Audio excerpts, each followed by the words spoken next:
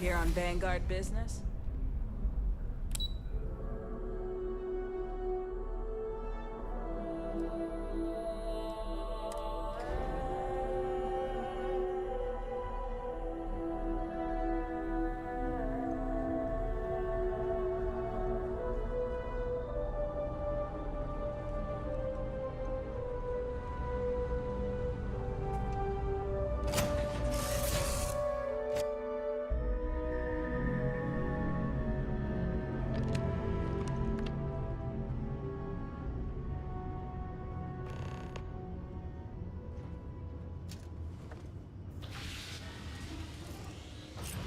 Looking to polish those flying skills? Well, the goal remains the same. Defeat as many opponents as you can before your ship is disabled. Defeat 3 tiers of opponents to complete the exam. Good hunting.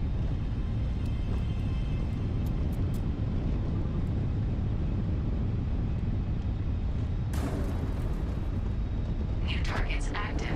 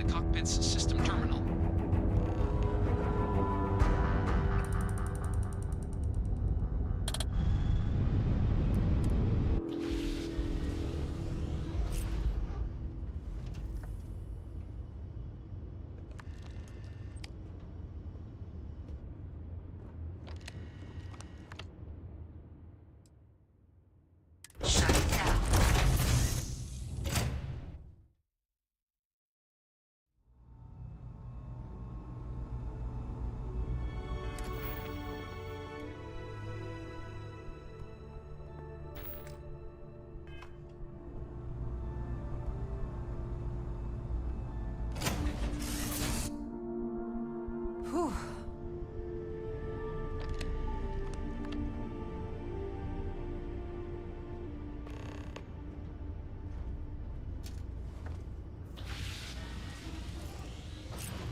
Looking to polish those flying skills? Well, the goal remains the same. Defeat as many opponents as you can before your ship is disabled. Defeat 3 tiers of opponents to complete the exam. Good hunting.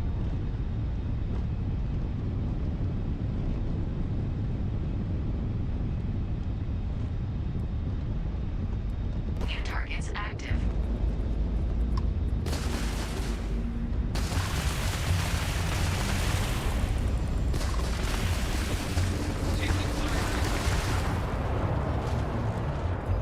All targets eliminated. Progress recorded. Tier 1 reached. Initiating Tier 2.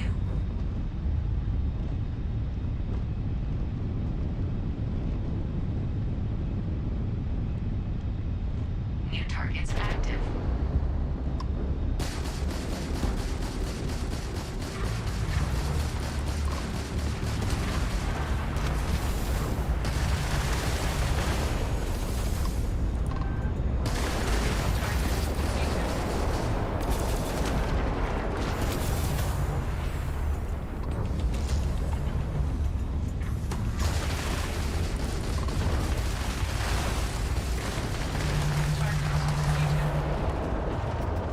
All targets eliminated. Progress recorded. Tier 2 reached. Initiating Tier 3.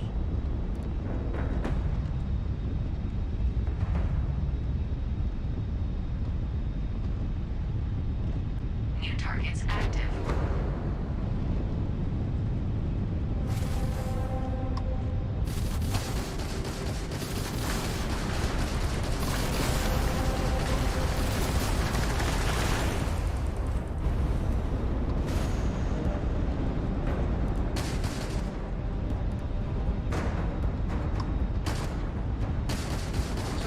Defeated.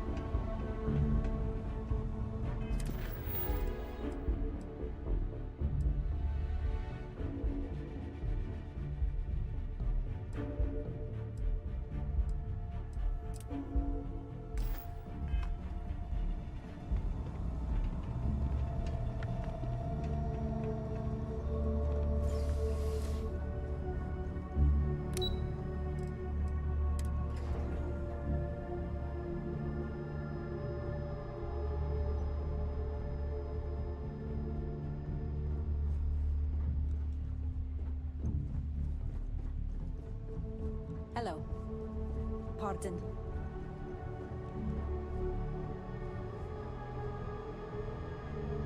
Captain, you're back sooner than... Oh, wait. Did you actually succeed? With Radcliffe? And Balmore? We're all in agreement.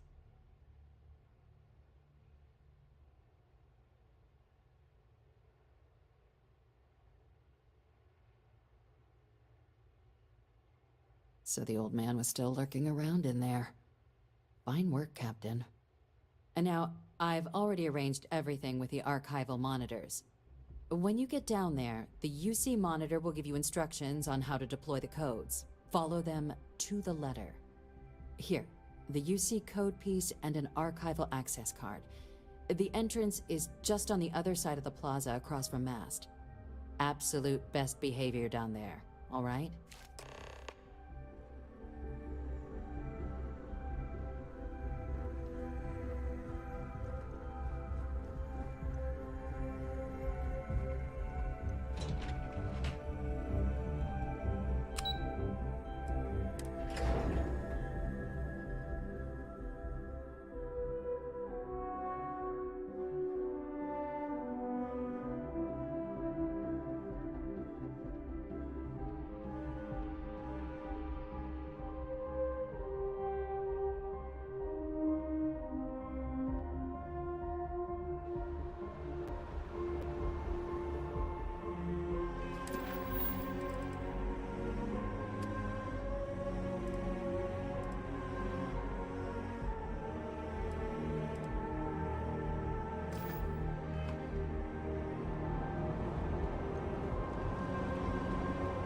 Yes? You needed something?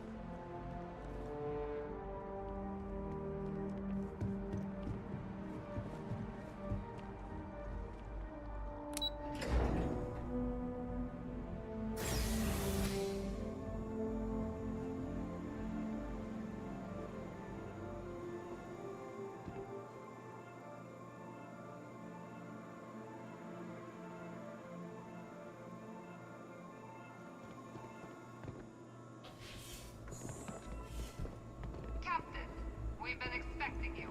Please approach the monitoring station and we will go over the rules.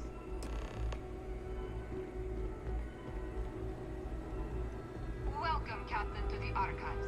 To proceed, you will need to deposit your codes into the 3 corresponding receptacles. Once they are verified, I will open the door. Your data resides in Unit 18. You will not be able to access any of the other units. Once you've collected your data, return to the entrance. You may insert the first of the archival codes when you're ready to begin.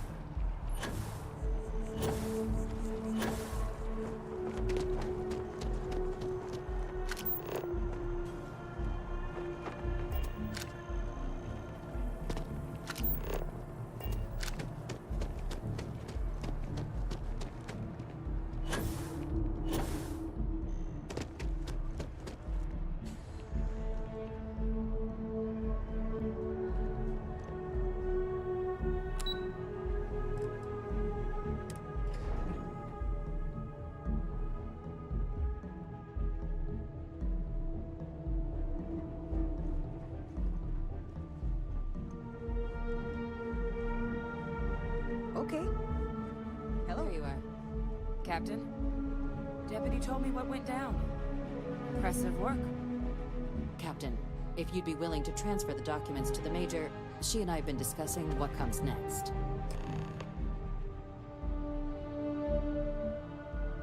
Time for us to start getting some real answers. And figure out if we've been asking the right questions. So whenever you're ready.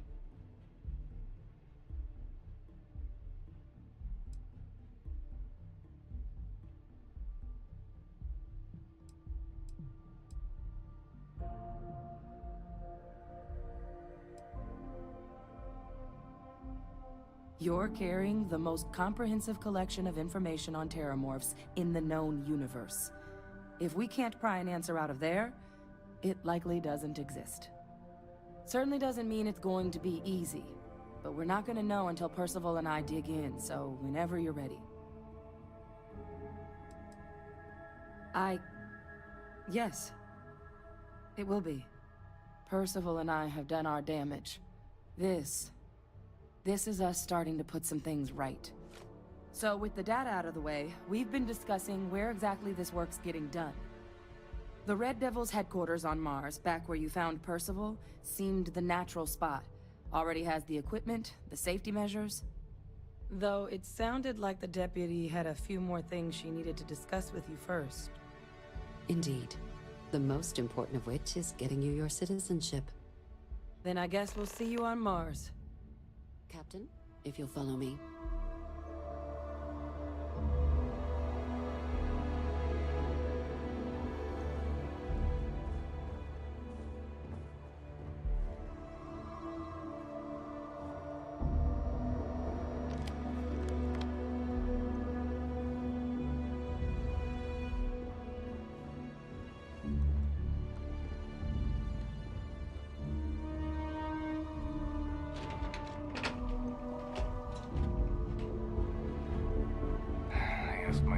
What they're doing to stop new alien attacks on the city. He said top minds were on it. Sure hope they know what they're doing.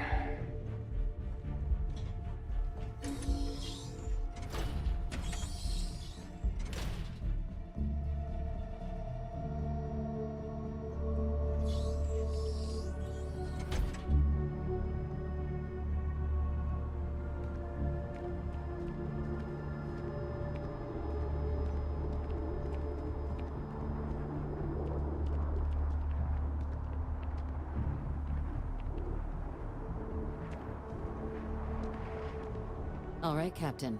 Are you ready to become a citizen of the United Colonies?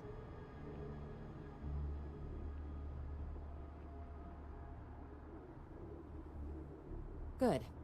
This isn't the only item we need to discuss, so I'll give you the short version. Please raise your hand. Captain, through your actions today and in days past, you have earned your place among the United Colonies. Through service, bravery, strength, and upholding of the mutual good. Will you carry and cultivate these values for as long as you remain a citizen? Then, Captain, I'm pleased to welcome you into the United Colonies as a full citizen. Here, your official ID and your citizenship dispensation. We've also let the Aphelion Realty office out in the plaza know you're approved to purchase property. Now, the other item we needed to discuss. There's a member of the UC who's asked to speak to you, but this person is in a sensitive position. Normally, we wouldn't even consider something like this, but we think this person has information that could prove useful in dealing with the Terramorphs. And they've stated they'll only share it with you. They asked for you by name. So I need your agreement that everything you're about to see is kept in the strictest confidence. You can tell no one. Can you agree to these terms?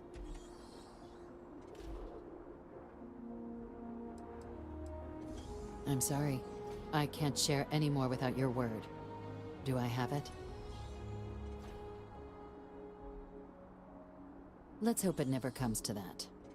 Head to the elevator. You're going to subsection 7. I'll make sure you're cleared for access by the time you get there.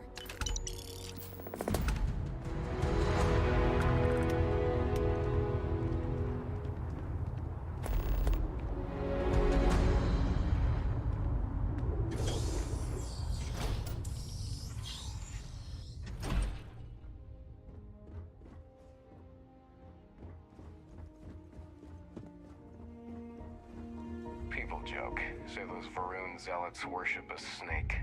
But let me tell you, it ain't a snake. It's some kind of celestial being. They call it the Great Serpent. Is it real? Hell if I know. But they think it is. And that makes them dangerous.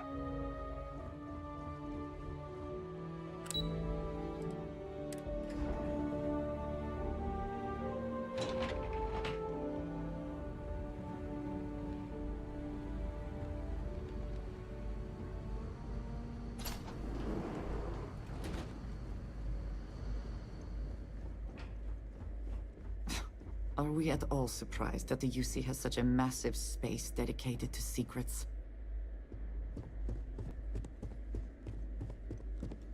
Logging authorized entry. Unsealing access. You may proceed down the corridor.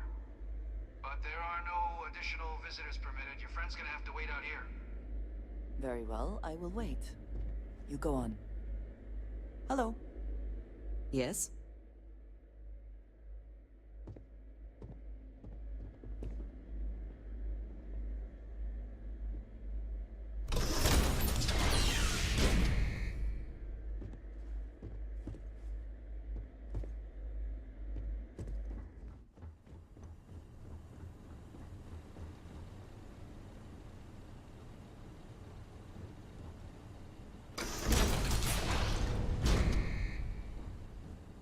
Welcome, Captain.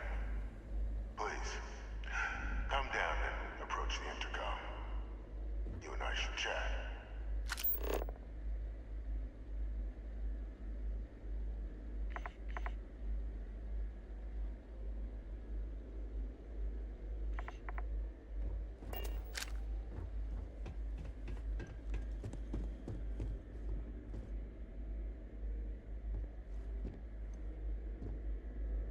President Abeyo was kind enough to give me a few files to peruse. Quite the series of accomplishments you've managed. But now you face a foe unlike any other. An invisible enemy, lurking in the shadows. You're going to need all the help you can get. Which is why I hoped we could speak. Do you know who I am?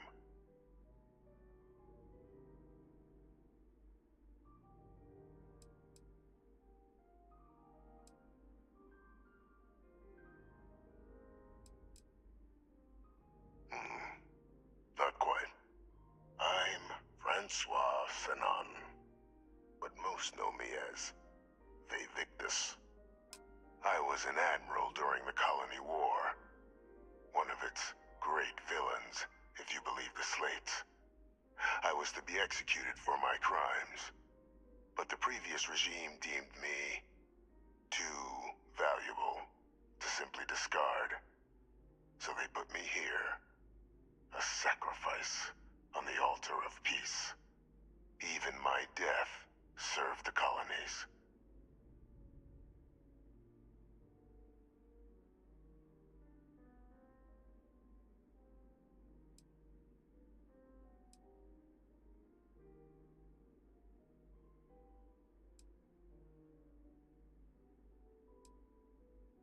Very astute.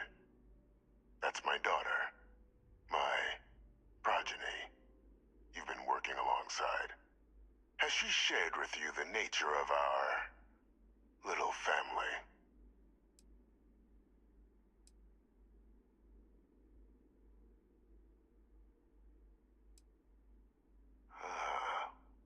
Did she? So willing to trust Hadrian. I never did succeed in driving that out of her. Our relationship has always been a challenging one. The Major was born to become a great leader, carry on the legacy I established, and was given all the finest training to support it. And she excelled. But the universe cut all that short. Now, though, it's placed even more crucial work in front of the two of you. And I think I have a part to play in helping you accomplish what you've set out to do.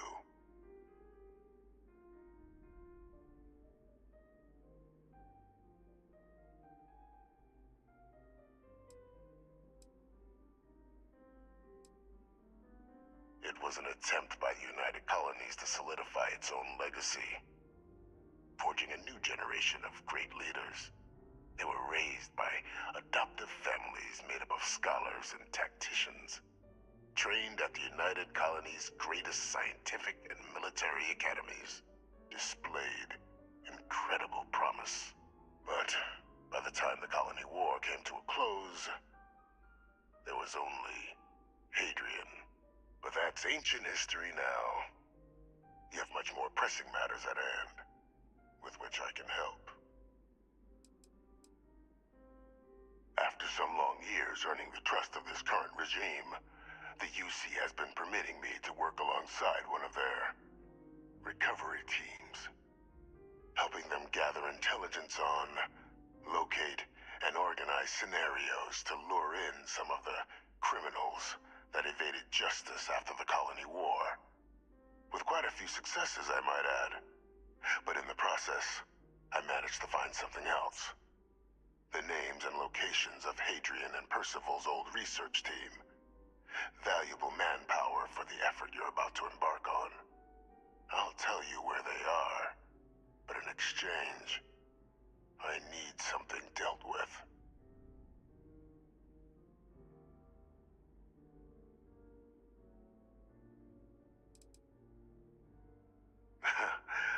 Well, who better to find them? But many of them I knew personally, and I've always had a mind for details. Where someone was born, next of kin. You'd be shocked how often an otherwise brilliant criminal flees to the planet just next to the one where they were born, or where a family member resides. I simply use my own personal knowledge and the information our group collects for me to track them down and set things right. There is a former colleague of mine, a man by the name of Dr. Reginald Orlaise. Like myself and Hadrian, he was involved in some of the United Colony's more problematic lines of research. Mech weapons were his specialty. If it dealt death, he could make a deal more. When the Colony War ended, he fled, refusing to face tribunal, and has continued to peddle his skills to the highest bidder to this day. But I finally found him. I want you to track him down and deal with him, however you're able. I'm not expecting he'll come quietly. Bring me evidence that the job's done, and I'll tell you what I know.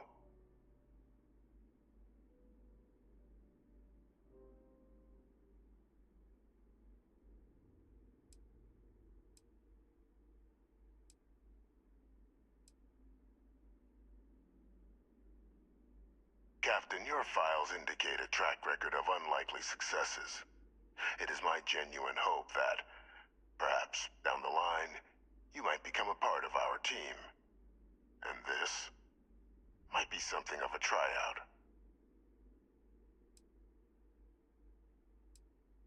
Speak to Deputy McIntyre. I'm sure she'd be happy to hear that someone might be tying up this loose end at long last.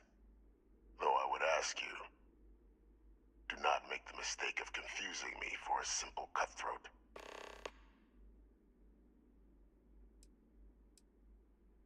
You can certainly try, but the man's been out there 20 years. He's likely gone feral by now. Easier for all if you simply blow up his ship and be done with it.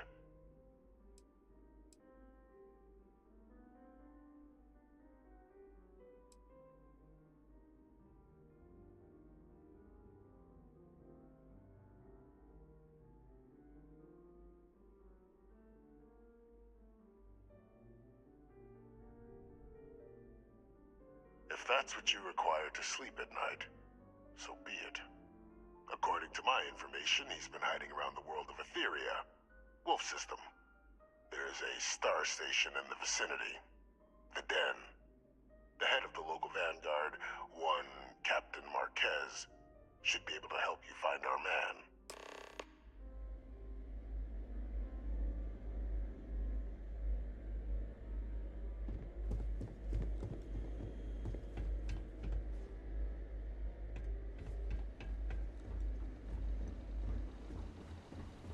Identity You may proceed to the exit.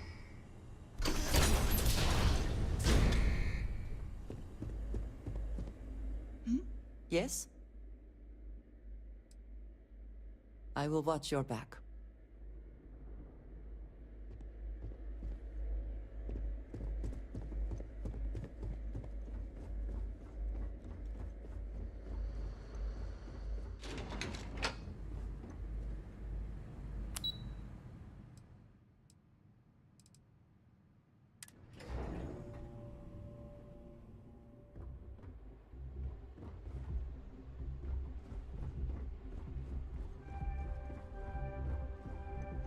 Yes.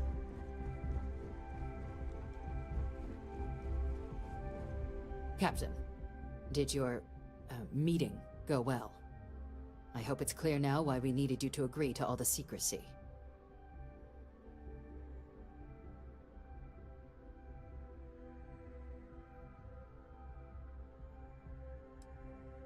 Surprised me too when I learned it, but the prisoner has proven useful over the years, and kept far from any major decision-making. But I do think it's worth re-emphasizing. No one else can know about this, all right?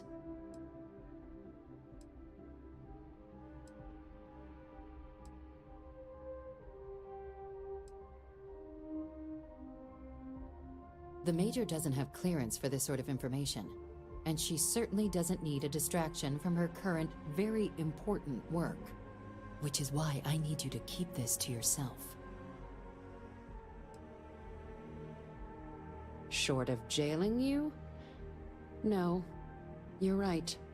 But in this moment, I think it would be a big mistake to tell her. Though I presume he didn't call you down there simply to discuss his daughter.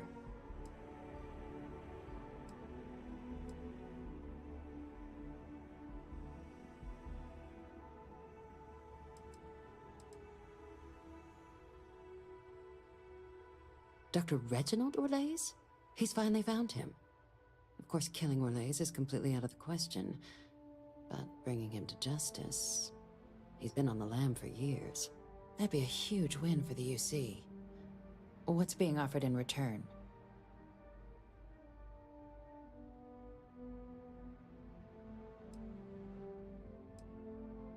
Really? He found the members of the research team. We'd already initiated a search for them, but it'd save a lot of time and manpower if he just gave us that information. Captain, if that's the deal, you have my endorsement. Just so long as you make every effort to bring the man in alive. Now, was there anything else you wanted to discuss regarding your meeting?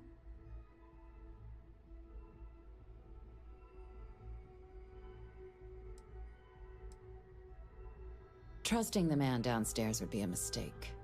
But I don't think you need to be too concerned. This is far from the first name he's handed over, and all previous missions went off largely without a hitch. So while I'd certainly warrant caution, I think you can proceed. The Den? It's a star station, orbiting Wolf, the second star station actually to bear that title. The first one was blown to smithereens by House Varun during the Serpent's Crusade. The place has always acted as a remote strategic hub, primarily for repairing and refueling UC military vessels. But because of its distance from the rest of the UC, things there have always been a little more lax. Patrols included. I can think of worse places in the galaxy for a criminal to hide out.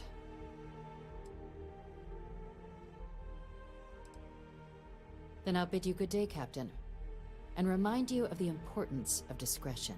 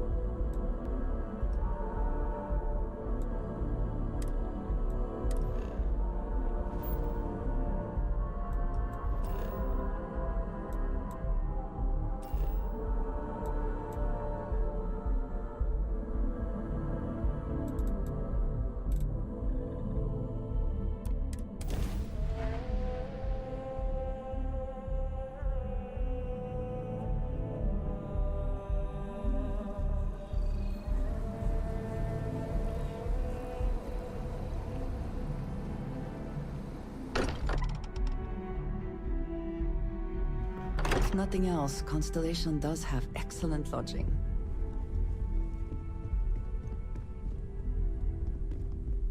You forget how much you take a place like the Lodge for granted. Until it's threatened. Sorry. I've been lost in thought for a bit.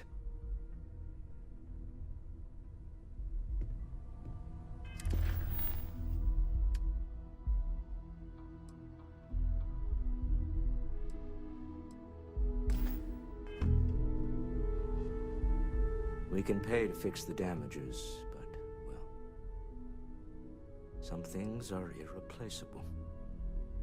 I want you to know I was very impressed with your work back on Neon.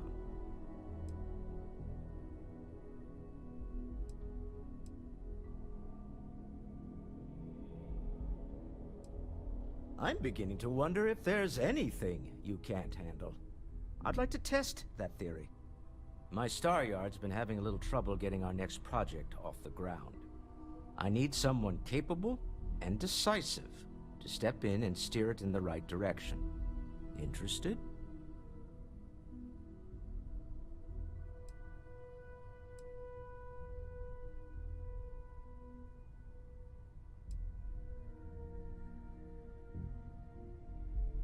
As you know, I'm a busy man, running a company, helping to manage Constellation's financial needs. It doesn't leave me with much time to get into the weeds with every little business venture that comes my way. Besides, think of this as a rare opportunity to help shape the future of a major consumer brand. Love the enthusiasm. I knew there was a reason I picked you to help with this project. It's a new ship. We want to diversify our fleet. Now, I don't know why the people I pay very handsomely to come up with new designs can't seem to get out of the R&D phase. And frankly, I don't care. I just want someone, you, to go there and show them how it's done.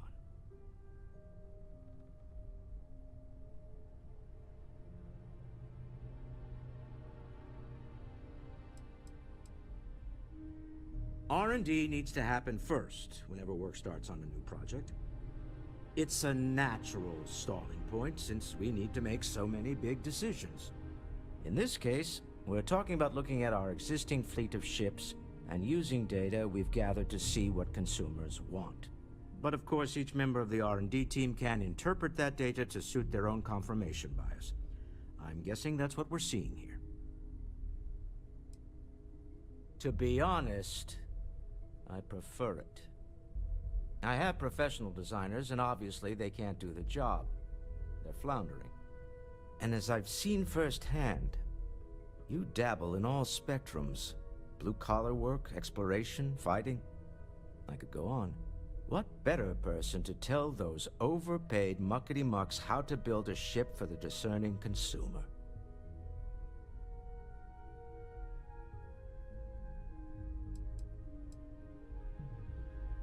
Excellent. I'll send word ahead to the project lead, Jules Degante, that you're taking point. They'll all be instructed to listen to you and follow your direction. I expect big things from you, so I'm excited to see what you manage to deliver. I don't believe you'll let me down.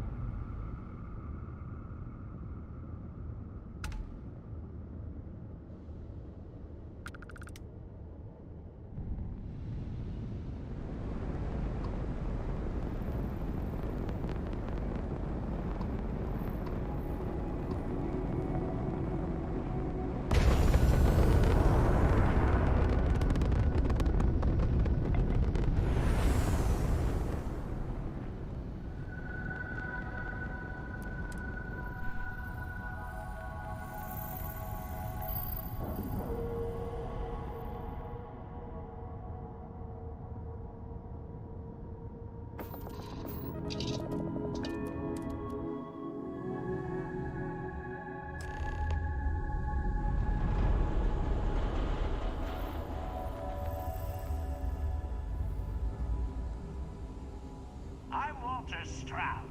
And on behalf of Stroud Eklund... Walter is quite proud of what his company has accomplished, and for good reason. Proud to be part of the Stroud Eklund team.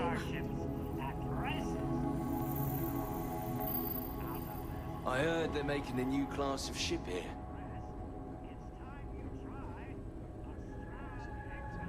I can't decide which model to get. If I were Tile, I'd be very concerned about the new Stroud Eklund models. Let me know if you have any problems. I like Frank's design, but maybe we could pivot it to more of a research vessel? Something suited for deep space exploration. That's a great suggestion, but...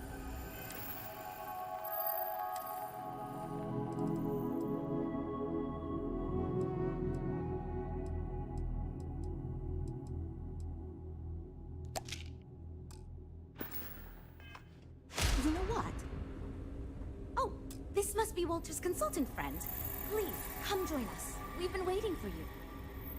Hello. Hi there.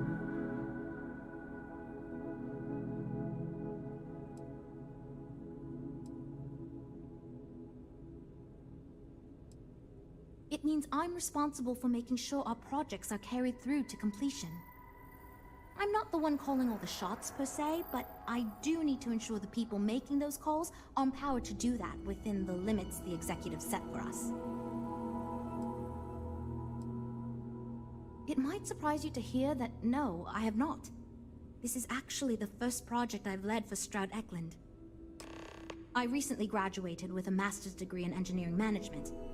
I'm actually kind of surprised they hired me.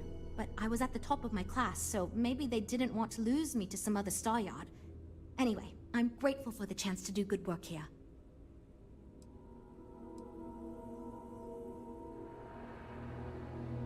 You must be Walter's colleague. He informed me that you'd be taking charge of Project Kepler despite the fact that we have a fully dedicated R&D staff already assigned to it. But that's okay. I'm sure that even though you have virtually no experience with this, you'll do a great job.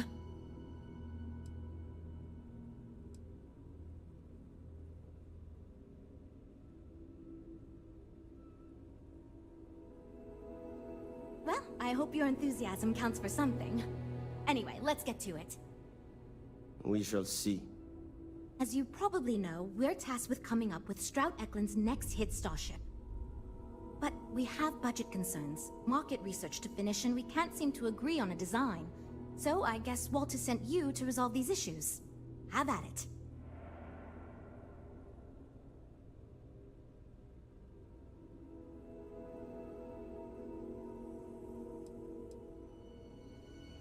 Sure. I'm Jules, R&D project lead. Was the one making all the big decisions. I suppose I just coordinate now. You already heard from Frank. He's lead designer on the project, focused on the look and feel of the ships. There's Ella, another senior designer. She focuses on some of the more technical designs of ships. Went to school with Frank. Mike is our senior engineer, responsible for consulting on all the technical bits, the machinery, the computer systems, etc. And then there's Nev. She's here for marketing. It's her job to weigh in and sell this thing to consumers. There are a lot of factors to consider. Who is our market and what do they want in a ship? Which components are we putting into it? How fast should it go? How much cargo capacity should it have? What color should it be? We need to decide every little detail. Okay, good. So, before we can do anything, we need to resolve the budget issue. We were charged with building the newest, hottest ship on the market, which won't be possible unless we petition the board for more money. So we have two new budget proposals. One will allow us to build what I consider to be a very sensible ship, but we'll have to make some tough design cuts. The other will allow us much more flexibility to put whatever we want into the ship. It's what I call the kitchen sink proposal. I don't love it, but it'll be next to impossible to approve.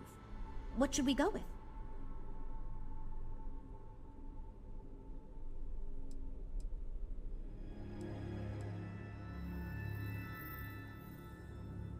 While it's true we'd be able to afford to put anything and everything into that design, it's just not practical. And the board will put more pressure on us to see that it succeeds. I worry that without constraints, my team will be disincentivized to focus this ship in any given direction. And they'll try to cram in everything but the kitchen sink, hence the name.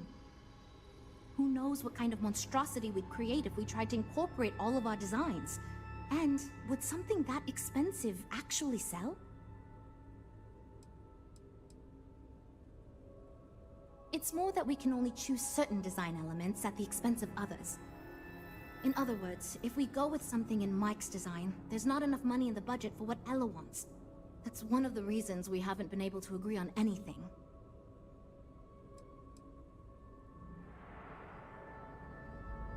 I'd love to, seriously. It would be a huge win for us if we came in under or at that budget. But none of the viable designs for this project can be made for that amount. I've already rejected that budget, so I have to go to the board regardless. And since you're now responsible for the major decisions, which budget proposal we go with falls on you. I was afraid you'd say that. Look, I'm the one who has to go to the board with this proposal, so before I can convince them this is going to be worth it, you're going to need to convince me.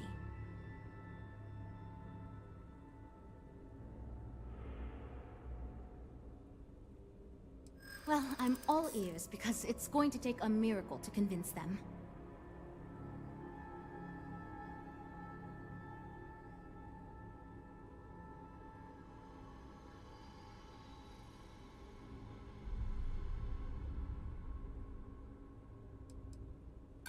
No offense, but you don't know the board like I do. If I go in asking for a ridiculous amount, they may limit our next several budgets as a precaution.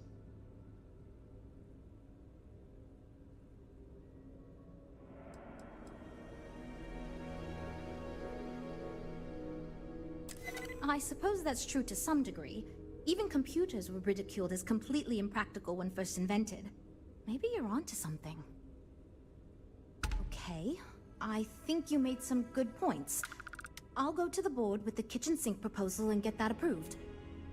Well, Jules, it seems you have your work cut out for you. Great, that's one problem solved. I'll go forward with that budget proposal and we can move on. Next, we need to gather some market data. The best way to do this is to outfit your ship with some sensors and take it through some real-world scenarios so we can make more informed design decisions.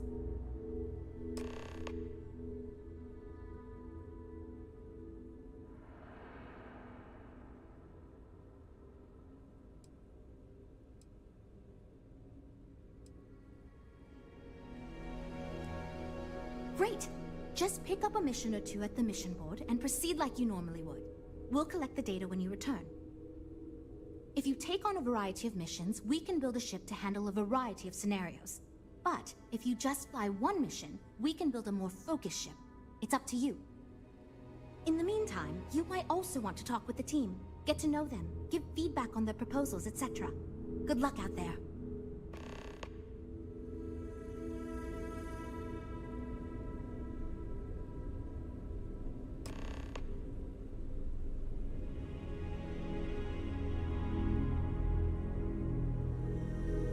So, you're Walter's friend.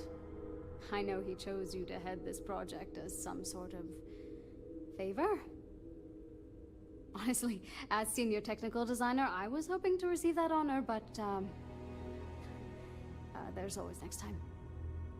Regardless, I'm excited to help you out. Do you have any experience building spaceships?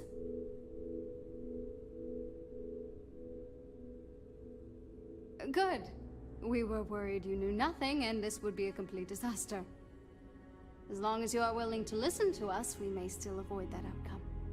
Now, I know you've been asked to give feedback on our design proposals. Would you care for a brief synopsis of mine?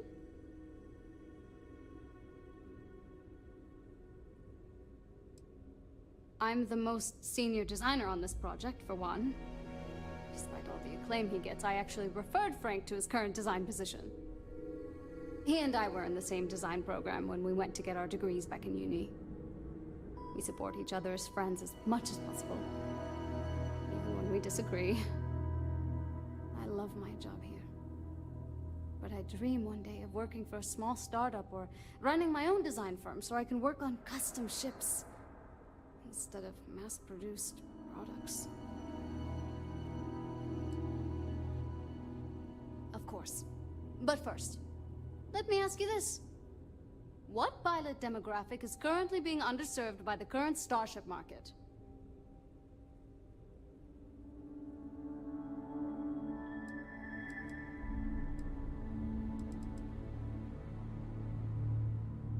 Well, you're no fun. My idea is a little less conventional. I believe we should invest in making a dedicated exploration ship, marketed towards citizen scientists.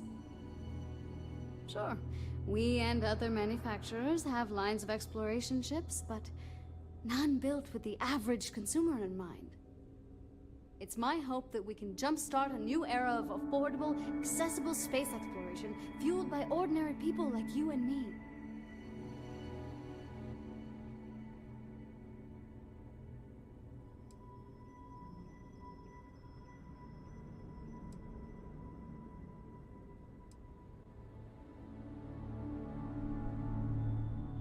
I'd start with a small ship profile.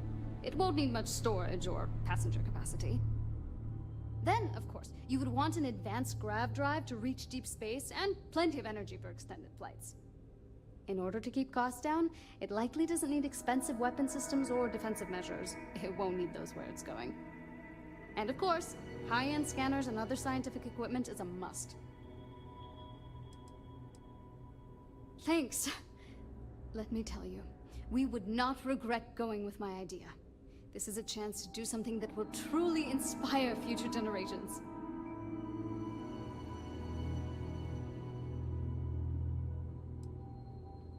Why do I feel like answering this could be a trap coming from someone who was sent here by Walter to step in and take over our project?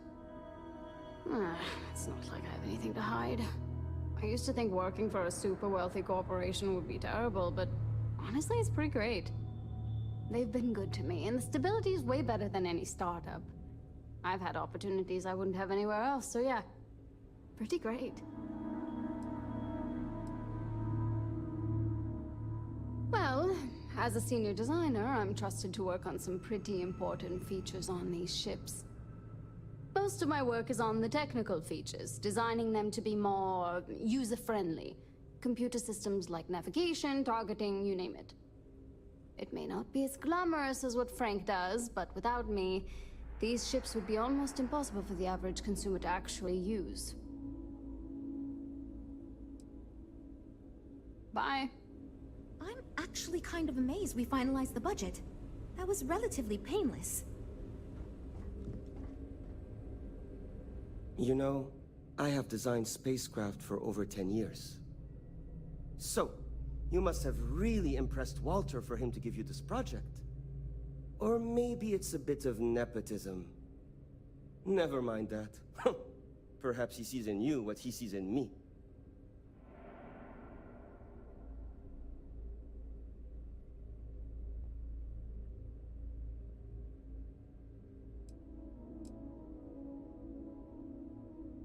As a designer, I see the beauty in our craft and deliver that to the consumer. My desire is to make flying in our ships a joy to all the senses. I have won awards. I am proud of my work. But I do not like to brag. Rather, my goal is to change the board's perception of employees like myself from mere cogs in the corporate machine to value us as artists and let us do as we please.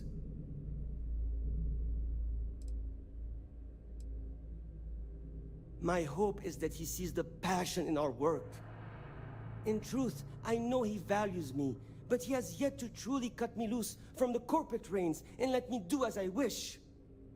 But I understand Walter has given you much greater control of our project. Perhaps I can learn from you and convince him I'm ready for the same.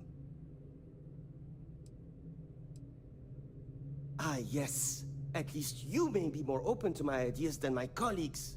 Maybe this is a blessing in disguise. Imagine a luxury craft designed for the most discerning of tastes. Every feature designed for comfort in peace of mind. High-end performance, precision engineering, a spacecraft for those who wish to be seen. This will be the most elite personal craft on the market.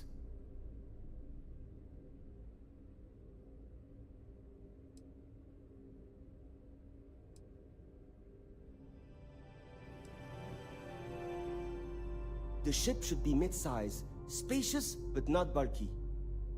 We'll want to build it with the highest quality, most expensive modules available. It should feel safe, but not threatening. Focus on defensive measures, not aggressive weaponry. Above all, you should be able to picture your favorite celebrity, or Walter himself, flying this ship and influencing others to buy as well.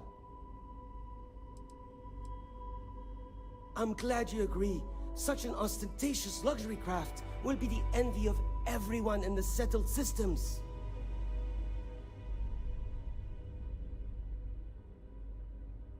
Two words: conspicuous consumption. Are you familiar with this concept?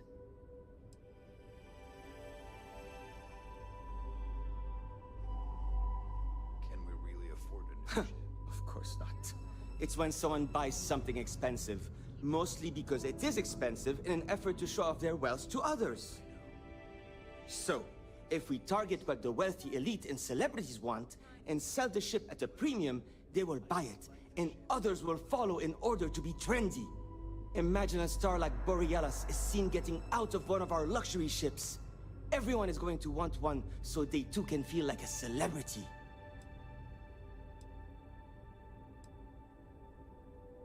Because I am the lead designer on the project, it is literally my job to design it. It is frustrating because I keep getting pushback, and Jules has this idea that we will make a better product by designing it all together. Since everyone has equal say, it led us to a standstill. It was much easier before.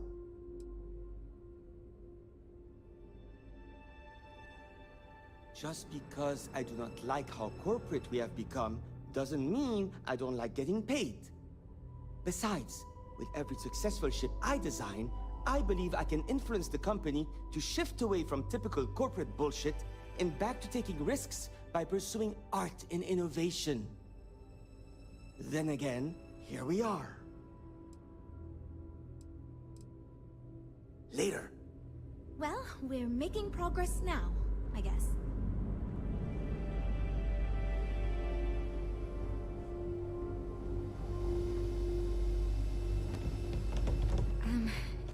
Hi. Need something?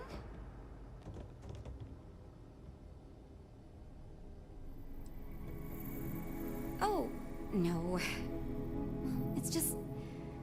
I'm a little new here, and everyone's got these big, flashy designs. And I'm supposed to come up with one too, but like, I don't know if it's as good or like, good at all, even.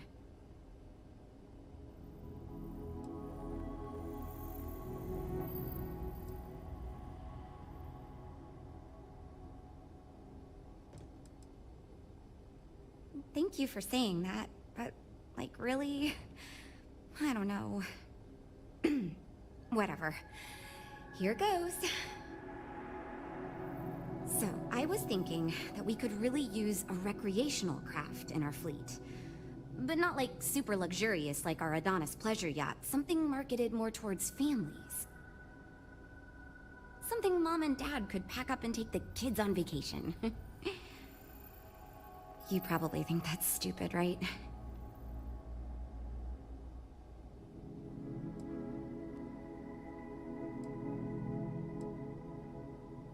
I used to go off-world camping with my family when I was a kid. The other families we met always complained their ships weren't quite adequate for family vacations. They never had enough room, and the kids would always fight. I've done some market research, and like, no ship manufacturer seems to be making ships for things like this. Which means even if the demand is low, we can fill this niche and still sell a lot. I haven't thought of all the details, but I'd imagine lots of passenger space would be a top priority. A mid-sized ship with enough room for one, or maybe even 2 or 3 families to spread out and relax. I don't think it'd need any fancy weapons or scientific equipment, so it should be pretty affordable. Families don't want to spend a fortune, so keeping the cost low will help guarantee plenty of sales.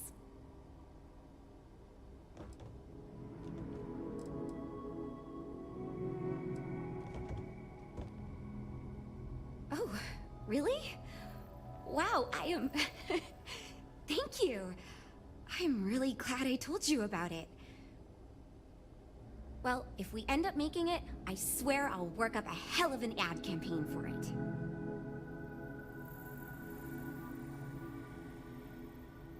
It's interesting. I'm new, and I've never done anything like this before coming here. Marketing for ships, specifically, that is. There are so many things to think of for different demographics, like style, features, cost, and all that. And you also need to think about offensive and defensive capabilities, because space is dangerous, and people need to feel like the ship they're buying is safe.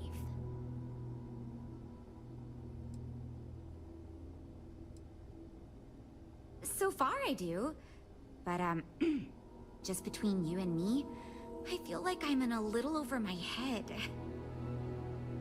I feel like I have no idea what I'm doing, but my bosses really seem to like my work, so I don't know. I mean, I guess I'm doing something right. I still feel weird pitching ideas to people who have been at this for so much longer than I have. Yeah, I've only been here for a few months. I did a little marketing for Chunks before this, but it was really more of an internship. Ships are like totally different than that. I applied for the job here on a whim because I thought it'd be fun. I never expected to be hired. Take care, okay? I'm wondering if we need another chef in the kitchen. Then again, I hear Walter brought you in to finally make a decision around here.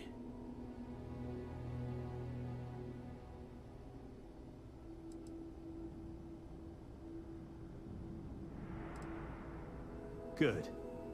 Just so long as you don't push us to make anything too nutty. I think your decisiveness will put us back on the right track. Speaking of which, I think my plan will get us where we need to be as quickly and efficiently as possible. It's simple, no frills, and most importantly, won't cause me any major headaches on the engineering side.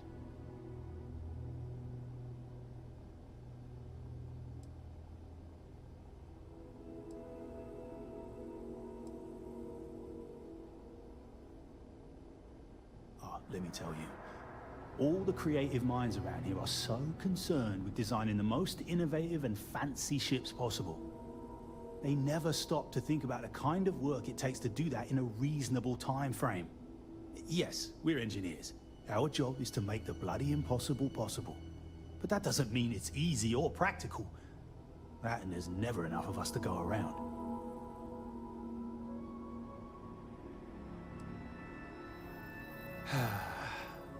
Couldn't figure it out from the engineering talk? I'm an engineer, mate. It means I'm the one who's got to put together all these plans and actually make the bloody ship fly. Been doing it for going on 25 years at various star yards. They still haven't realized this place would fall apart if not for me. Instead of letting me get to my work, they keep giving me fancy new titles and got me tied up in endless meetings like this one.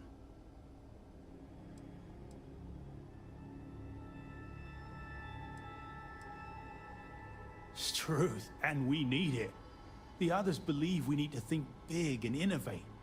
Reality is, we just need to do what we do better than anyone else. So I'm thinking, there's loads of fighters. No sense in mucking about with that again. And we've already got one of the best luxury liners in the biz. What I figure is, the cargo running business is booming, and no one's quite built a personal craft like that to serve the working class folk. Nothing fancy. No frills, just a simple, sturdy, inexpensive ship with cargo room up the wazoo and make it so easy my cousin's little moppet could fly it.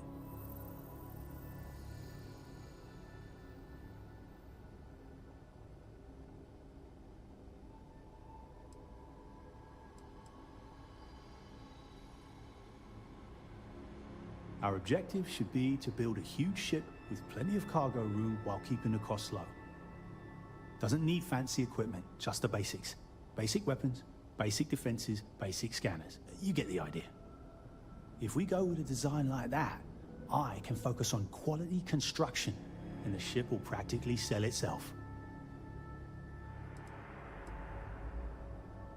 Wait, really? I was expecting we'd have to argue a bit more than that. Well, that's a relief. I hope you're being sincere. Because if I can convince them to go with mine, it'd save us all a lot of trouble in the end.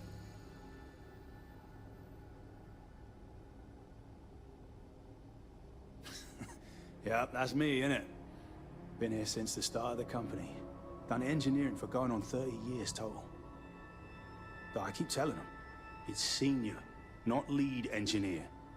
I've got no interest in being lead. Too much management. Not enough tactile work. And yet here I am. Resigned to my fate on the R&D team.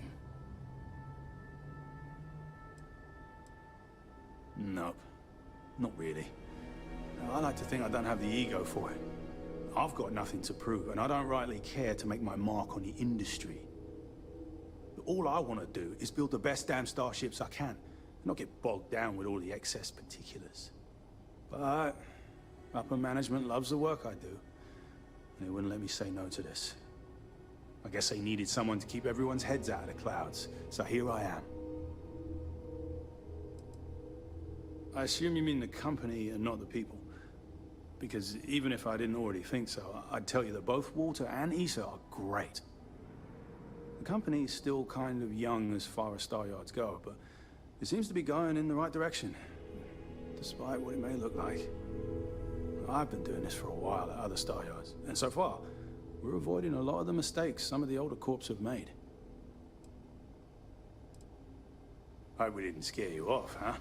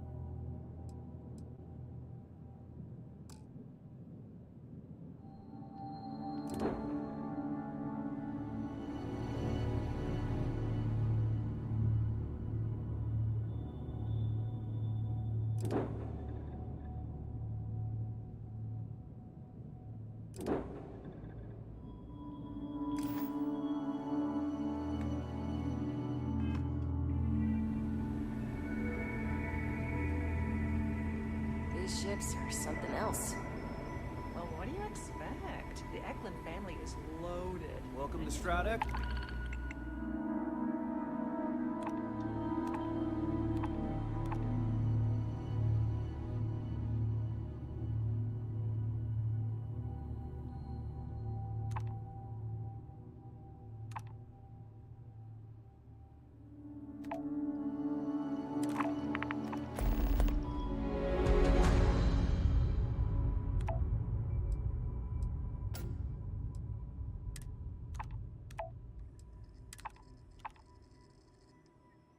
Walter Stroud?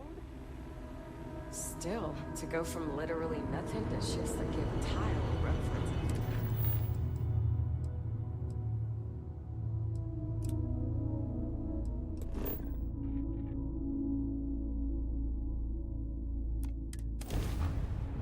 I find...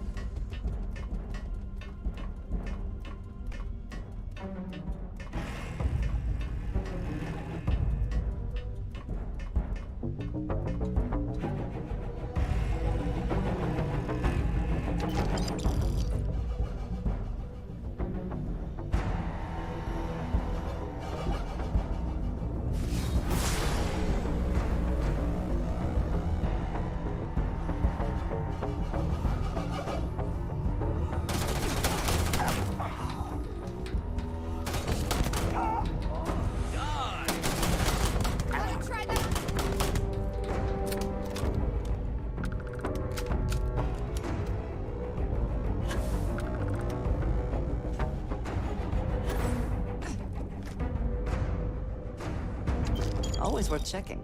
Never know what you might find in their pockets.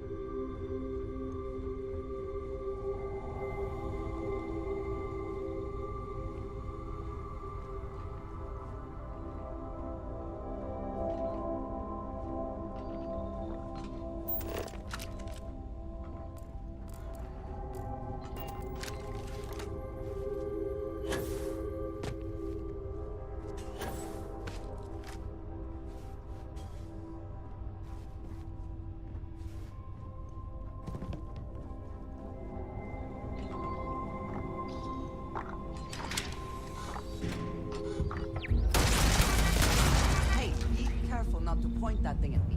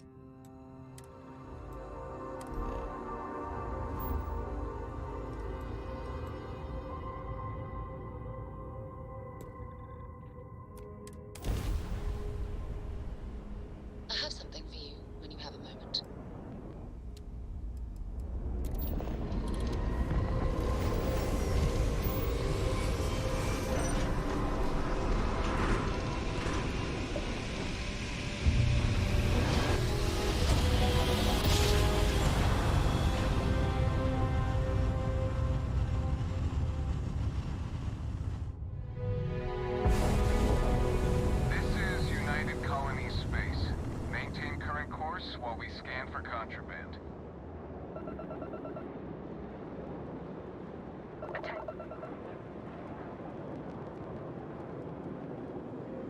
Our scan detected contraband on board. Halt and prepare to be boarded. All illegal and stolen goods will be confiscated. You're on the wanted list. Halt and prepare to be boarded, or we will be forced to open fire.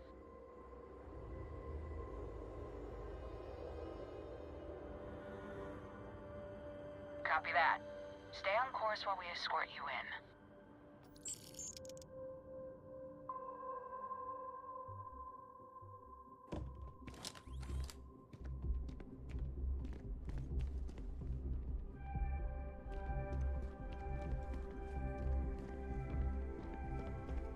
What? Oh, sorry. Just the Terramorph attack. I'm lucky to still be here.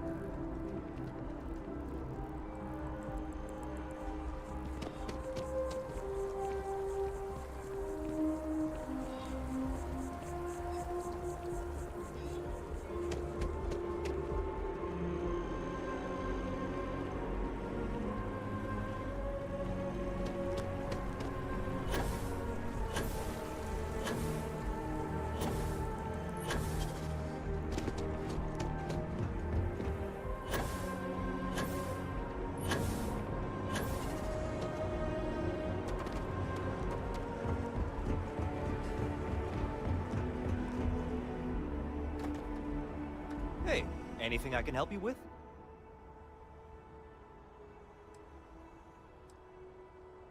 Sure thing. We'll get it fixed up, good as new. Sure, have at it.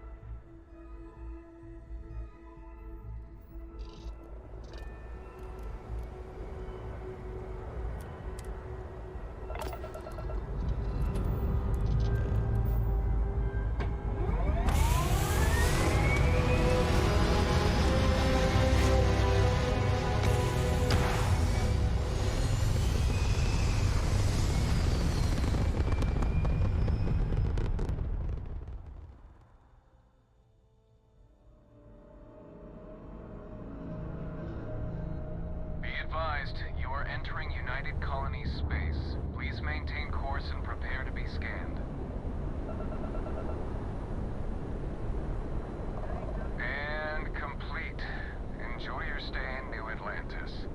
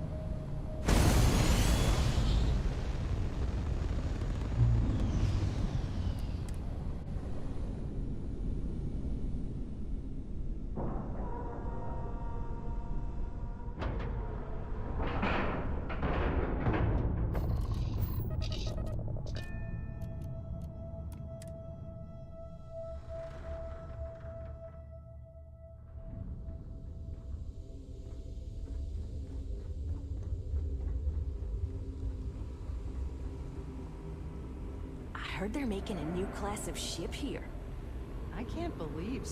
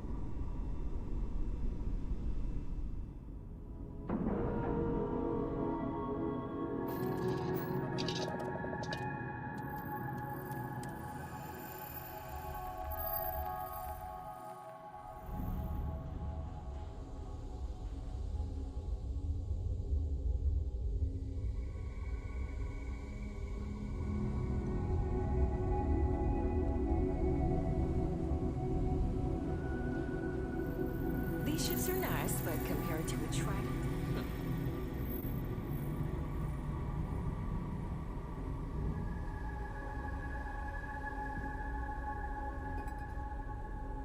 This is going great. Okay Yes. then, what's up? Fantastic. See you around, I guess. I'd like to believe that you can help my team work well with each other again, but we'll see.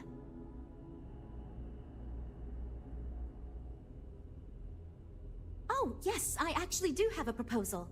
I wasn't really expecting you to give me feedback, but why not, I guess. I'd like to see us branch out a bit more in the starfighter market.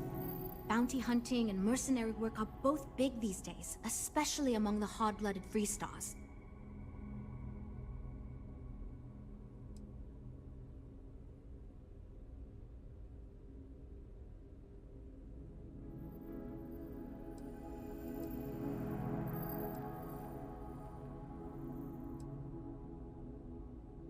We'd want to give it strong weapons, tough defenses, plus good speed and maneuverability.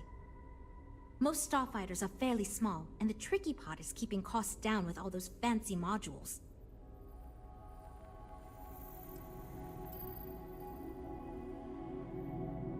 I'm glad you brought that up. No, and yes, there's a lot of work out there that requires a capable fighting ship. But the real success comes from UC military contracts, which we would hope to attract by building a higher-end version of this ship platform for them. Wonderful. Thank you. I'm hoping when the time comes, I'll be able to convince the others that's what we should go with.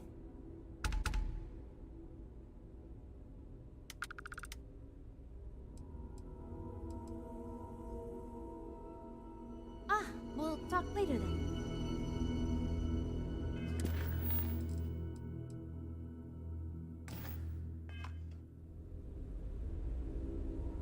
We've got people poring over the data you collected as we speak.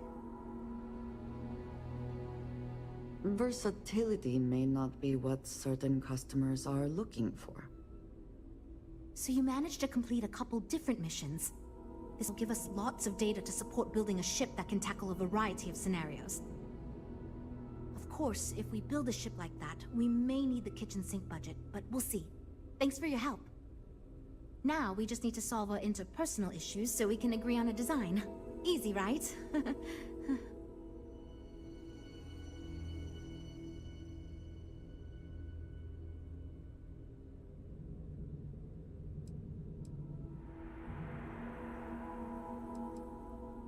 You seem awfully confident for someone who doesn't know how long we've been dealing with this. I've tried everything I can think of besides some sort of hokey team building exercise. So, what do you think you can do differently?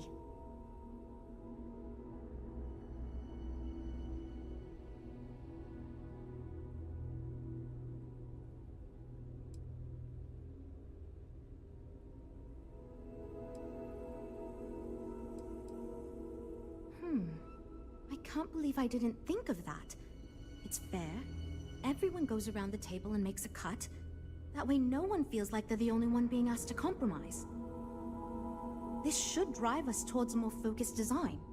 And since Walter asked you to take the lead on this, I don't have to be the villain here. So you're sure about this? Great! Let's get ready to disappoint everyone equally! I thought it was obvious. Until now, that's how it's gone, but no one's relenting. Wait, you didn't mean actual physical fighting, right? Nah. Well, here goes nothing. Okay, everyone. Our friend here, remember, not me, has decided in order to move forward, we're going to go around the table and everyone is going to give up one major aspect of your design. It's the fairest way to do this, and ultimately, I think it's going to make our collective design choices a lot easier. Who wants to start? Okay, fine. I'll go first. I'm willing to cut some of the included hardpoints. It'll mean less firepower, but the consumer can still add them afterwards, I suppose. You're looking at me, huh? I guess that means you want me to go. Oh, look, I'll be easy. You know I wasn't looking for anything fancy, but if I've got to make cuts, we can reduce some of the cargo bays.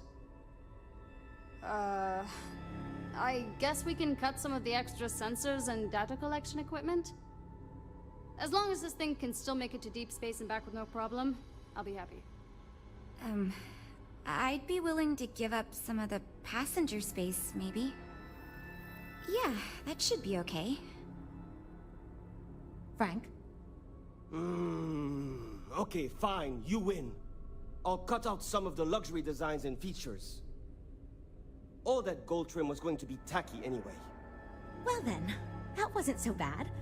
I feel much more confident we can actually build this thing.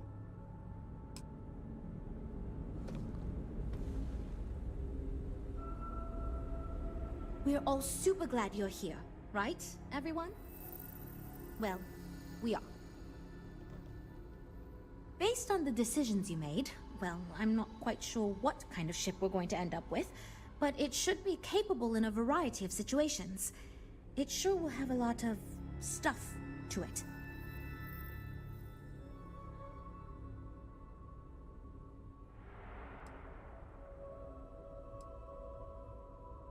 I hope not, but it's possible.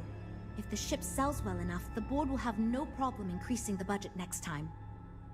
The data you gathered for us will last a while too, and I think I picked up some useful techniques from you to help us work together better.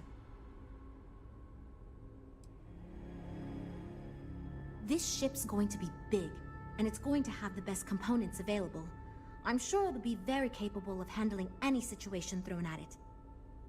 This thing is going to be a beast, and I don't know how we're going to make it look halfway presentable. My only other concern comes down to the sticker price and how we're going to actually sell such a monstrosity, but that's marketing's problem now. Poor Nev. Now that we've addressed all our issues, we can move forward, finalize the design, and get this into production pretty quickly. If you could do us a favor and let Walter know that we're back on track, I'm sure he'll be thrilled. Thanks for your help.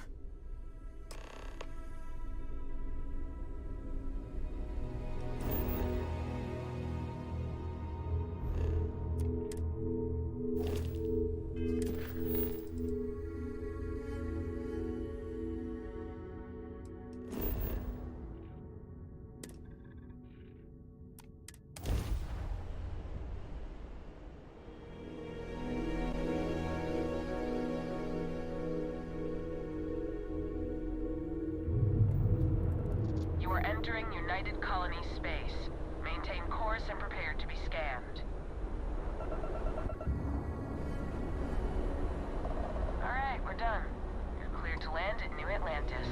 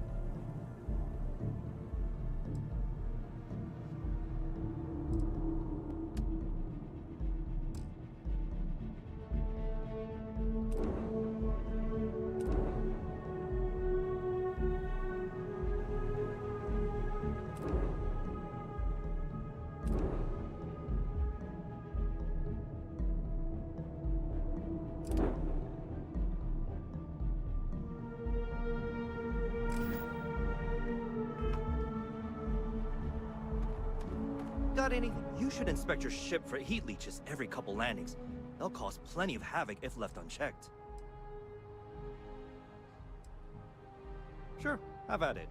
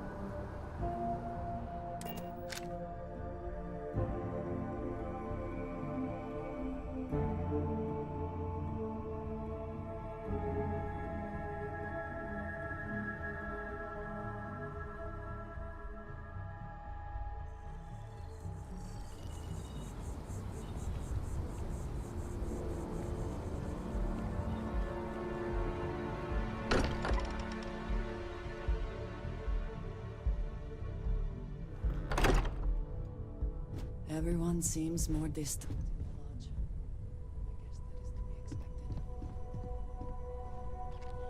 Constellation is no stranger to loss. Our own founder left on an expedition and never returned.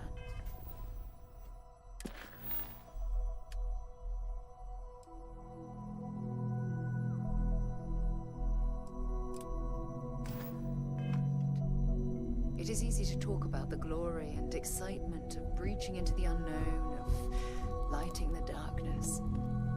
But it is harder to stare into the face of the cost. That all of our progress is built on top of the lives of those who dared. And that we owe them the courage to continue our work in their memory. Thank you, Sarah. If anyone else would like to say a few words.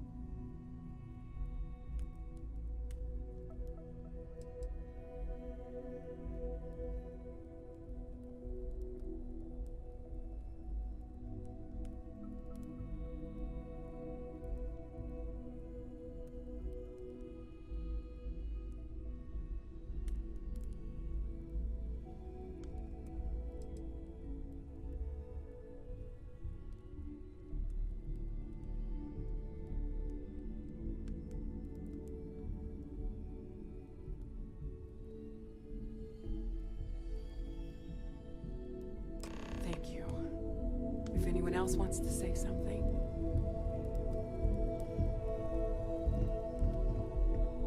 I hope this is all okay. Between fixing things up and sending out messengers and getting all the paperwork done. It's not much.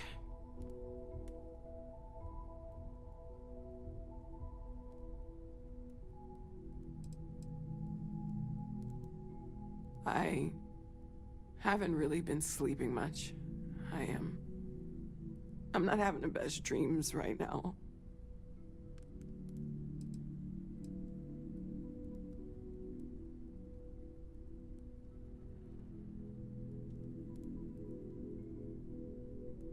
Good. Good. Sorry, if I talk any longer, I'm gonna start crying. Could you excuse me? I thought maybe I would come up with something to say, but I've got nothing. So, instead, I thought I would quote something that gave me comfort a long time ago. Is God real? The more proper question would be, is reality divine? Existence itself is a mystery which yearns to be uncovered. What is goodness but a comparison to the good? What is existence but a participation in being? For where the diversity of the universe inspires awe and wonder, it exists only in contrast to a simplicity so pure that it may only be understood as primordial and even divine. Our essence is what was imagined by its mind, but what we consider imagining and what we consider mind are in fact so far beyond our understanding that even these metaphors are like the tiny whitecaps on a massive surging sea. There's more, but those are the parts that speak to me the most. Thank you. That was really thoughtful, Mateo. Thank you. Does anyone else want to say anything?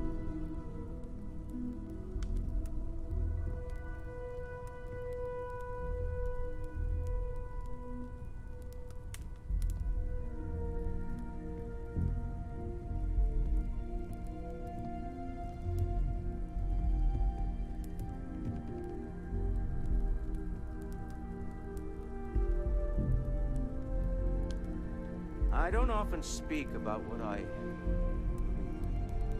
It seems so redundant with how I live. But death is one of those occasions where it's hard not to look inward. Our friend is gone. There's no afterlife, or second meetings. No God in heaven that is curating a perfect ending for me. So it's up to us. We are what lives on. If the pain of loss inspires us to greater action, then that is the good that comes from it.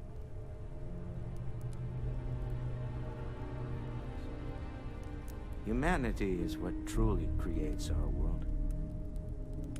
We are the ones that judge things to be good or evil, joyful or mournful. Let us take responsibility for it. Let us remember what we have lost. Walter, are you part of the House of Enlightenment? I never knew that. Yes, well, I like to keep some things private.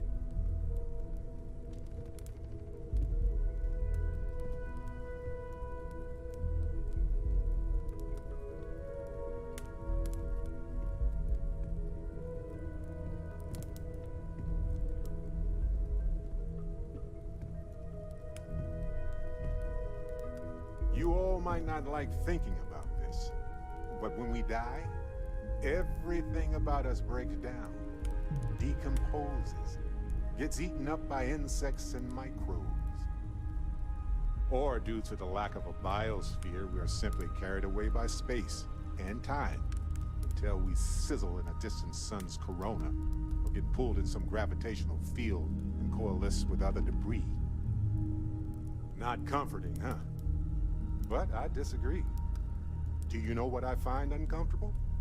The thought that after I die, the universe is just going to stand still forever. Could you imagine? The fact is that the universe goes on, that life goes on, that things do not just sit still. That right there is the comfort that I need. Yeah, we die, and some people go way before they should. But the universe doesn't care. Not because it's evil, but because it's infinite, ever expanding. And who wouldn't want to be a part of infinity? Even if it's just for a short while. Listen, we don't worry about ourselves before we were born, do we?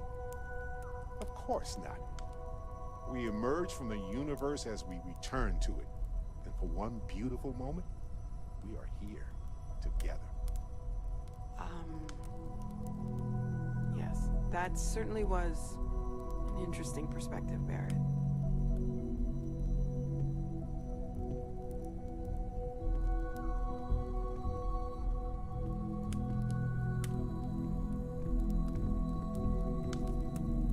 My boy. I've lost my boy.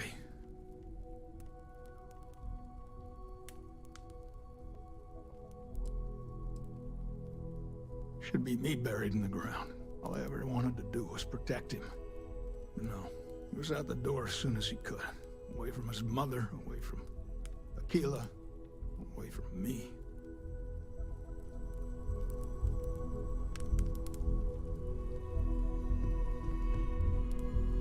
Hey, how are you holding up?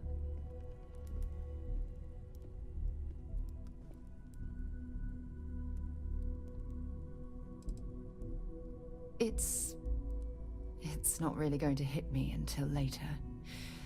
Right now, I just need everyone else to be okay.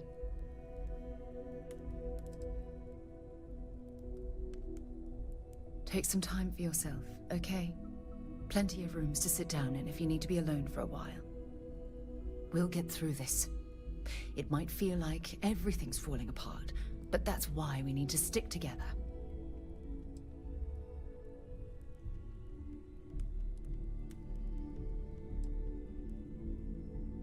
Anytime. We should have a talk, when you have the time, of course. I hope this was enough. It's pretty simple.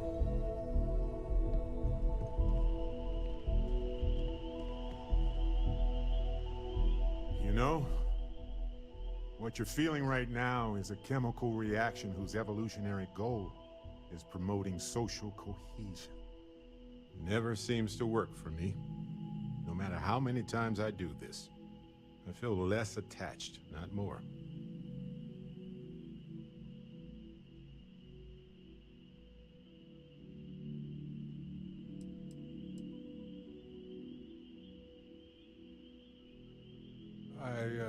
I don't remember. I'm sure I did.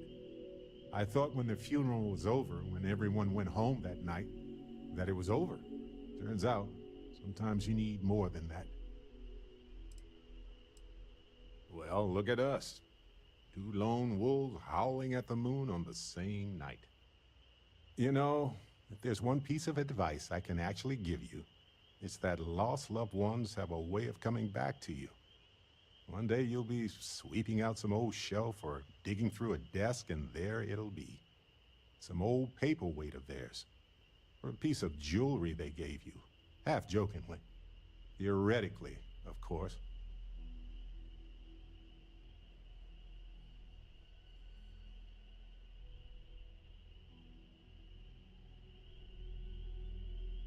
You're welcome.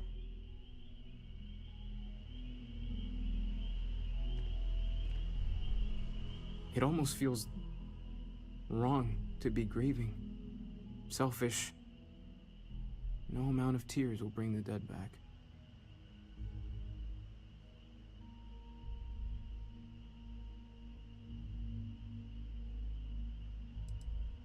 Yes. We don't have a way of knowing whether we really touched the departed with our grief. We just have to have faith. It's just easier to feel guilty, if you'll excuse me.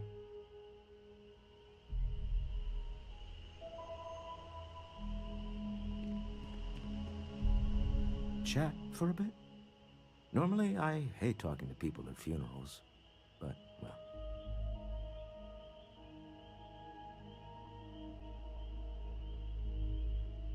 You don't believe in the afterlife, do you? I mean, this might be the worst time to bring it up, but...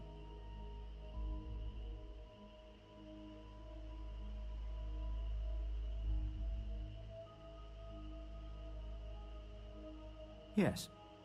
Won't we all? Well, I've taken up enough of your time.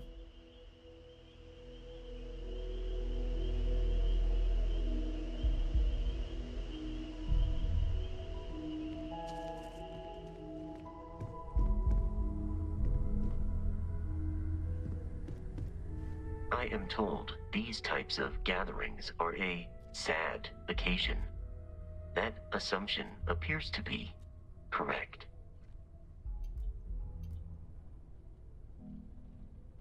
I appreciate you verifying my analysis, although I am certain my thanks will do little to improve your current psychological trauma. If you would like, though, I can add some consoling language to my programming.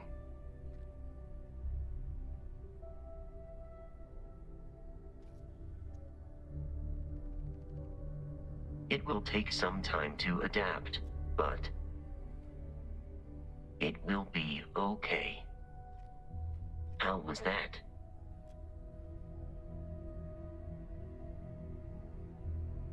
I will note that feedback for later.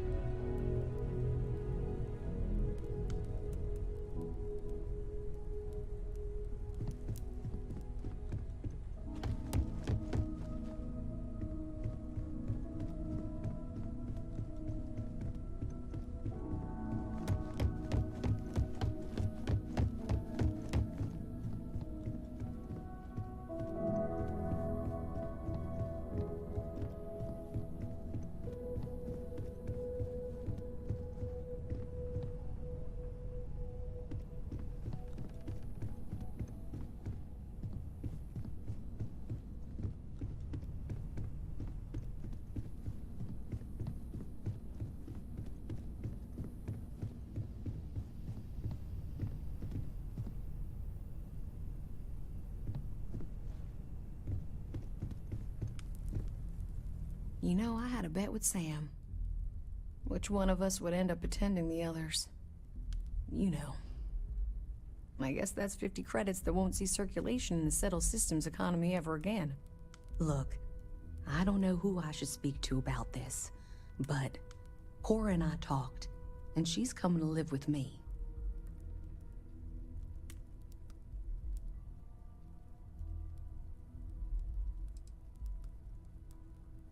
Right now, she's taking it all so hard. She wants to get away from here. In time, maybe she'll come back. That's a generous offer. But I've wanted more time with my daughter for years. Not under circumstances like this. But it's best she's with family. We'll be leaving soon. So say your goodbyes to her, if you like.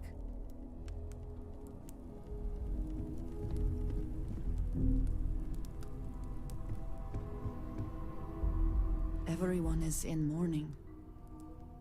I understand, but I cannot quite share in their emotion.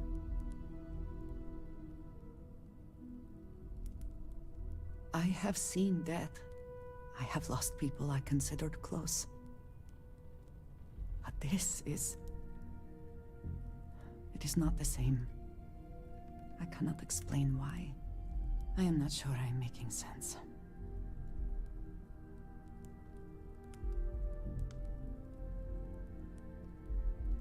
Thank you.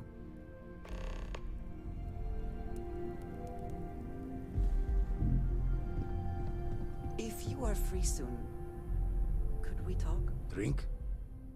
Pour one out to the blackest sea?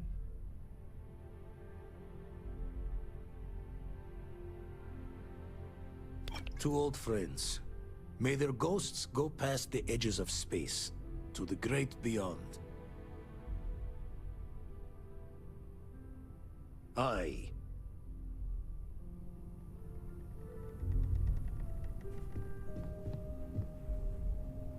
Hi.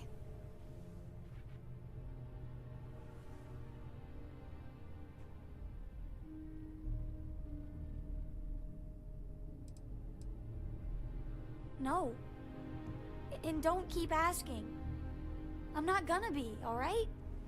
Everything's worse now. So many people here. So many people saying goodbye.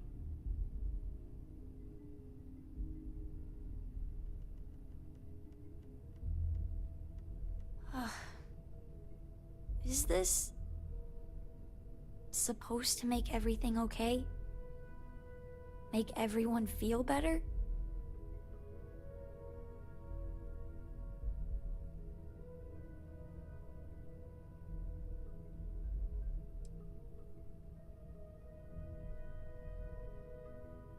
What's the point?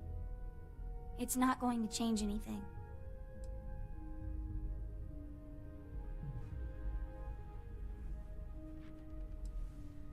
I just feel like I want to be a million light years away from everyone. I want to be alone for a while, okay?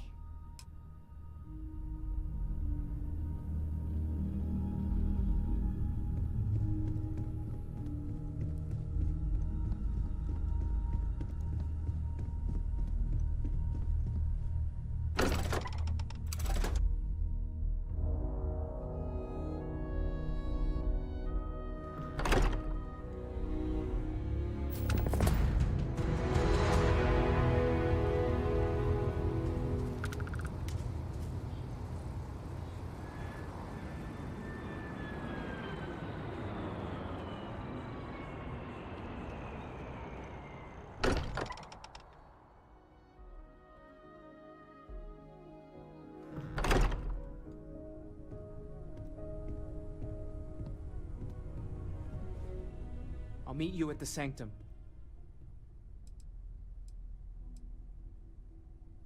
I don't know. I feel bad, then I feel guilty for feeling bad, and then I feel bad for feeling guilty. I know it shouldn't be about me, but I keep thinking that I wish I'd felt the jump.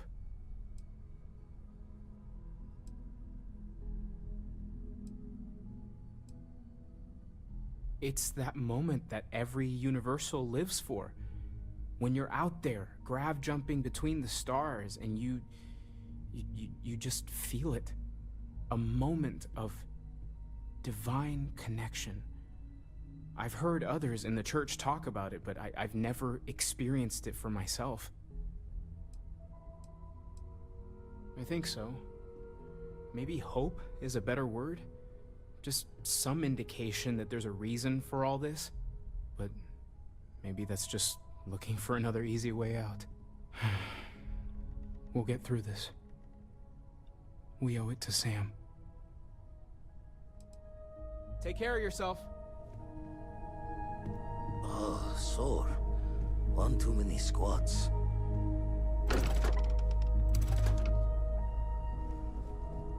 I would be more useful to you aboard your ship than idling here, awaiting tasks. I hope Katri isn't sending you on some fool's errand. At this point, I don't care what you have to do to get that project back on track. Within reason.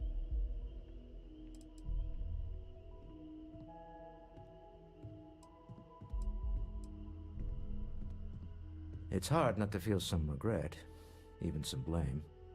No one is individually responsible, but I am the one paying the bills. But at least now, we really know the stakes. What we might lose if we go forward, and I think we need to go forward. Starting from the top. Wait, just the most recent thing then. The most Agreed. recent request was to remind We you stop that now, you should and cut they back on win. spicy food. You said this I'm not while you were accustomed eating to an losing. entire tray of Constellation spicy needs to see chunks. this through. So I was No matter instructed what. to remind you before the next time. Good to hear. I figured as much. See, I just finished looking over the final design they sent over before you arrived. I've got to say, it's certainly interesting. They managed to cram just about everything they could into it. Honestly, I don't think it ever occurred to me to do something like that. I'll be honest with you. This is the most expensive ship we've ever made. But I'm confident we can set a price point to make it work. I'll be happy to make it my new personal ship. Additionally, I must remind you. I want you to have one of the first off the assembly line for all of your hard work. Feel free to pick it up at the Star Yard. Thanks again.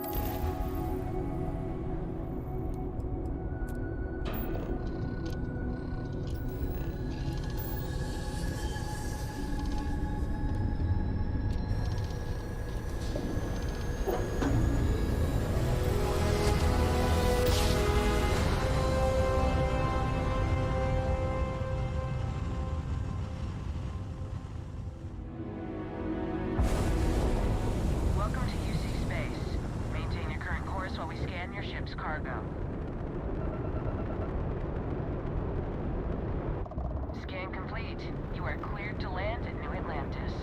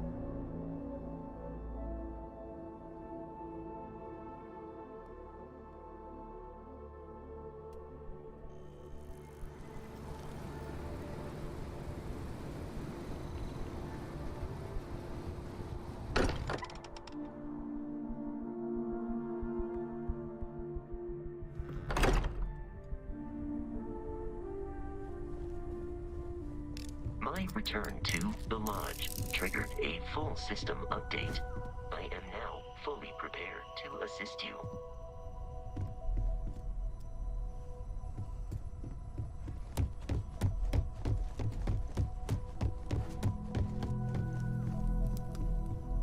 You have my attention. I have been curious. I know that your role in Constellation was thrust upon you in an unusual way. But that experience does not demand that you stay. You could have delivered the artifact and then left. Why do you stay?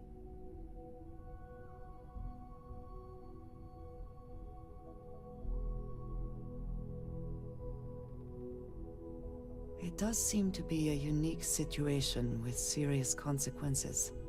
That is what keeps me here as well. My past is complicated.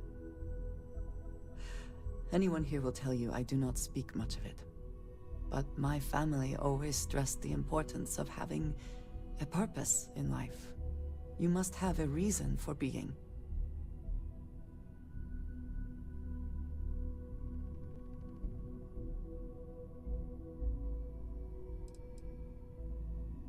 This group of people, who by rights would never associate with one another, has come together for a common cause. That is impressive on its own, before considering the magnitude of the work they have undertaken. The possibilities it holds. Fun is not a consideration. I am not saying I am incapable of it, it just should never be a priority over other things. When I first came to New Atlantis, I was shocked at how many people go about their business every day like drones. They do their jobs, eat their food, sleep in their beds, all seemingly without concern for anything around them. Complacent. Their experience is so different from much of the settled systems. They do not know how good they have it. There is no struggle to survive here. No great risk in daily life. I'm sure you have seen for yourself that is not the case for much of the settled systems. Hostile environments, dangerous creatures, not to mention the threats posed by other humans. None of that touches these people.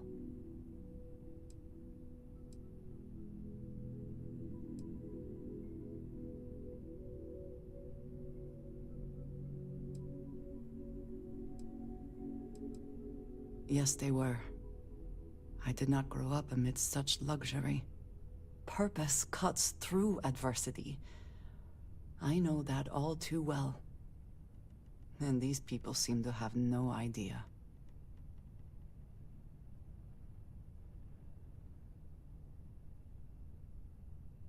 I have. There have been times where I wondered whether it was worth it. My family is unique within the settled systems. I grew up outside the bounds of the United Colonies, or the Freestar Collective. My parents, and their parents before them, did not believe anyone outside our family could be trusted or relied upon. You can imagine, I am sure, how existence without ties to others is challenging in space.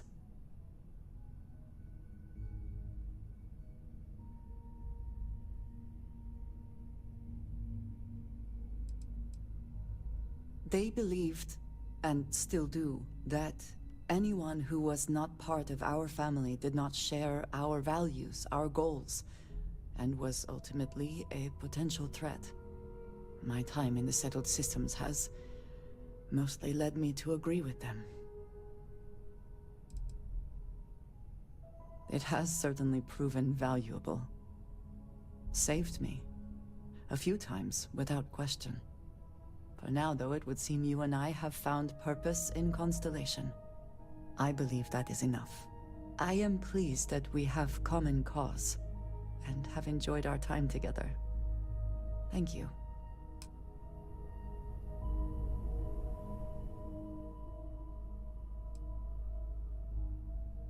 I look forward to it.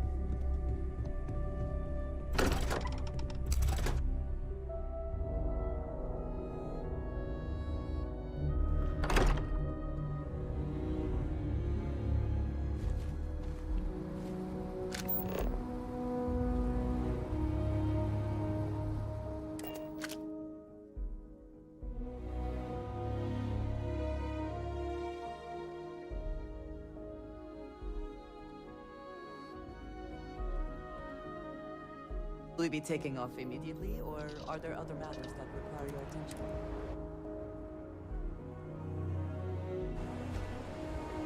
Hi. Please disregard. I attempted an informal greeting, but I am dissatisfied with the results.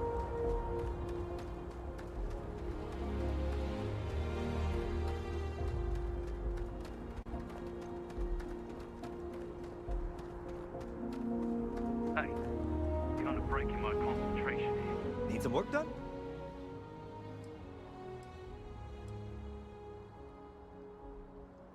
Okay, no problem.